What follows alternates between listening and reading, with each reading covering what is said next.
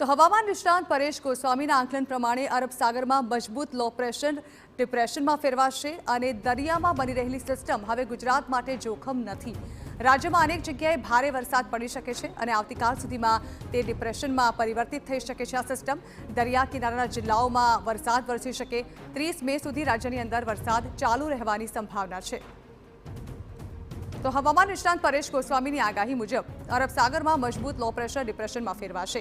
વાવાઝોડાનો ખતરો ટળ્યો તેવું માની શકાય, છતાં મહારાષ્ટ્ર અને ગુજરાતમાં વરસાદ પડવાની સંભાવના છે। સૌથી વધુ અસર દક્ષિણ ગુજરાતના જિલ્લાઓમાં જોવા મળશે તેવું પણ અનુમાન વ્યક્ત કરાયું છે।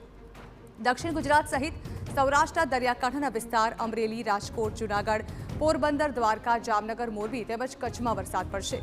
30 મે સુધી રાજ્યની અંદર વરસાદ ચાલુ રહેશે। આવતીકાલે 24 મેના રોજ આ સિસ્ટમ છે લો પ્રેશરમાંથી મજબૂત થઈને ડિપ્રેશનમાં ફેરવાય તેવી શક્યતાઓ છે। એટલે ગુજરાત અને મહારાષ્ટ્ર બંને રાજ્યોની અંદર મુશળધાર વરસાદોની શક્યતાઓ છે।